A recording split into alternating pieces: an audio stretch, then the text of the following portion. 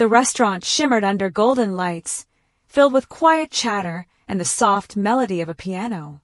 Every table seemed to tell its own story: first dates, nervous smiles, quiet beginnings. At the far end, near the window overlooking the glowing skyline, he waited Adrian Cole, calm, sharp, the kind of man whose silence carried authority. The waiter had already refilled his glass twice. He checked his watch again. 7:30. Then the door opened.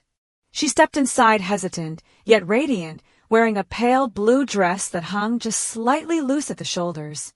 It was beautiful, but not hers. The fabric shimmered faintly under the light, elegant but worn. Her hands clutched a small silver purse, and her eyes wide, cautious, searching, told a story no dress could hide. Her name was Lila Morin. She smiled politely when she reached his table. "Mr. Cole." He stood, offering a gentle smile. "Adrian, please." Her voice was soft when she replied, "Lila." As they sat, Adrian noticed the way she folded the napkin carefully, precisely as though trying to look composed. Her fingers trembled slightly. "Long day?" he asked, breaking the silence. She gave a small laugh, though it didn't quite reach her eyes.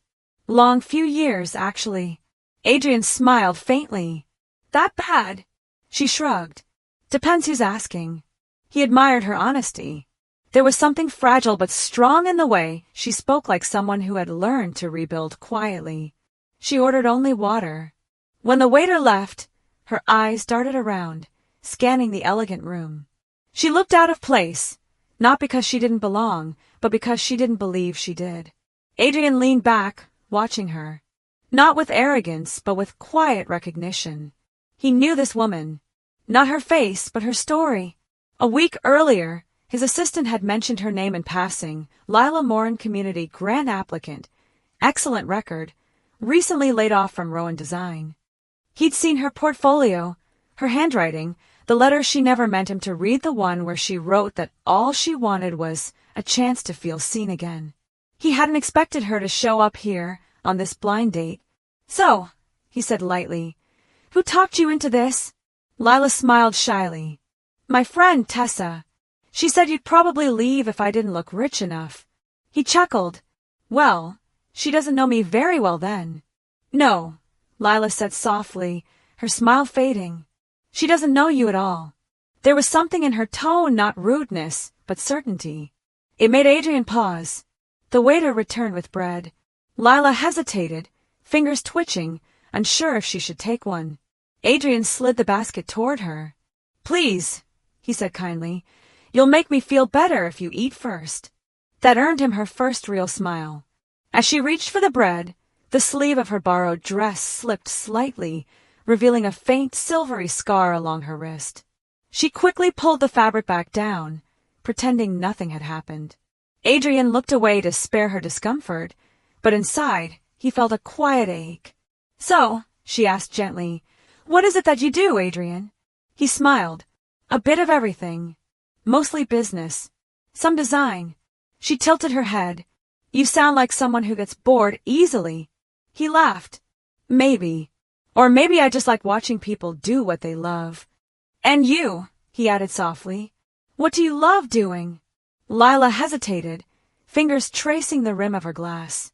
"I used to design interiors, spaces that felt like home, until my company decided I didn't fit their image anymore."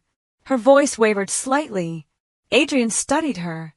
The borrowed dress, the effort to appear fine, the way she protected the small purse resting on her lap like a secret. "You used to work at Rowan Design?" he asked casually. She froze. "Yes. You've heard of it." "Once or twice," he said quietly. A faint smile ghosted across her face, but her eyes darkened with something unspoken. "It doesn't matter now," she whispered. "They said I wasn't what the clients wanted." "Clients don't always know what they want," he replied gently. Her fingers fidgeted with the chain of her purse. "Maybe, but I needed that job." Her voice cracked. Then she took a deep breath and added, "I didn't come here to talk about that." "Then talk about anything," he said softly. "Tell me what you do want." She smiled faintly. "To stop feeling like I'm pretending to belong." The honesty in her voice pierced something inside him. Her purse shifted as she placed it on the table, and a folded document peeked out, worn at the edges, sealed with a faint golden crest. Adrian recognized it instantly. His company's emblem. "Lila," he said quietly, "you used to work for Cole and Rowan, didn't you?" Her expression faltered. You know them?" He exhaled slowly. "You could say that." Her breath caught. "You're—" He nodded once. "Adrian Cole." The name landed like a whisper and a storm all at once. Lila's eyes widened. "You're the owner?" "I'm one of them." She sank back, her voice barely audible. "I shouldn't be here." "Yes," he said softly. "You should." Her lips trembled. "I didn't come for pity. I didn't even know." "I know," he said gently. "That's why I didn't tell you right away." She looked down, her hand shaking now. "I borrowed this dress. I didn't want to look desperate." "You don't," he said. "You look brave." Tears welled in her eyes. "You must think I'm ridiculous." Adrian's voice softened. "No, I think you're real." Silence lingered between them, heavy, fragile, but strangely peaceful. The piano played something tender in the distance. Adrian's gaze softened. "You said you felt like you were pretending to belong. But Lila, I think everyone does. Some of us just hide it better." Her lips parted, a quiet breath catching. "Then maybe we're both pretending tonight." He smiled. "Maybe." She looked down at her purse again, as though debating something. Then, slowly, she whispered, "There's something I didn't tell you. About that document." Adrian leaned forward slightly. "What about it?" Her eyes shimmered with fear and resolve. "It's not mine."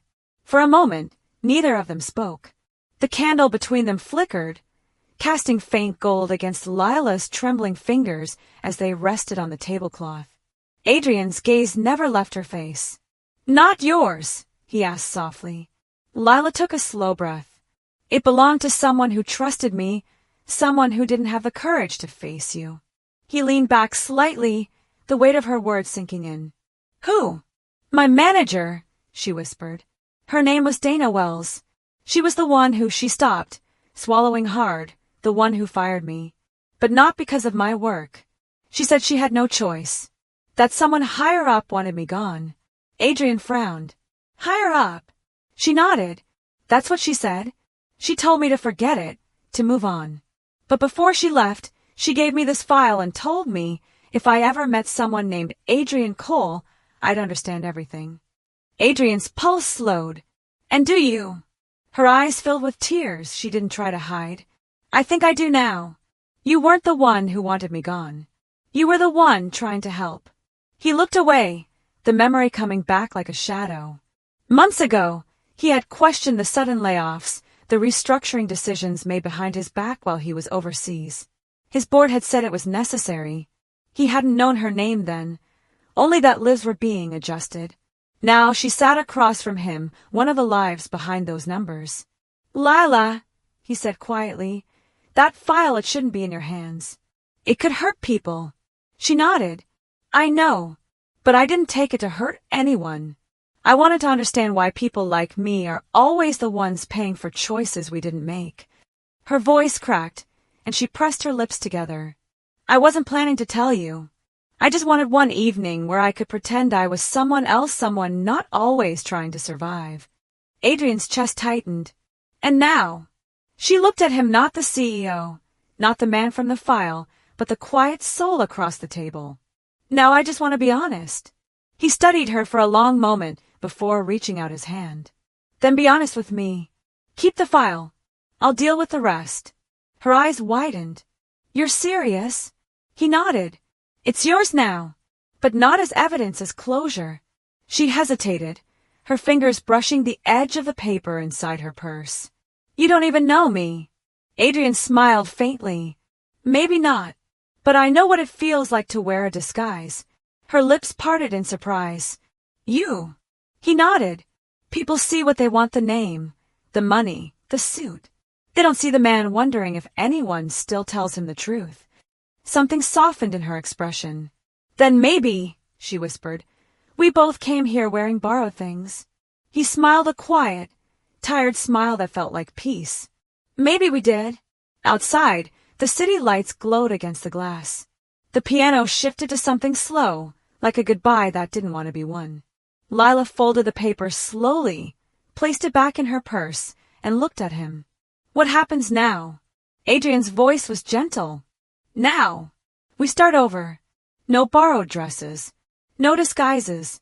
She smiled faintly through her tears. Just two people. He nodded. Just two people. For the first time that night, Lila leaned back, her shoulders relaxing. The fear that had followed her into the restaurant finally slipped away. She had come wearing someone else's dress, but she was leaving with her own story. And he, the man who had seen everything, realized he'd only just begun to see her.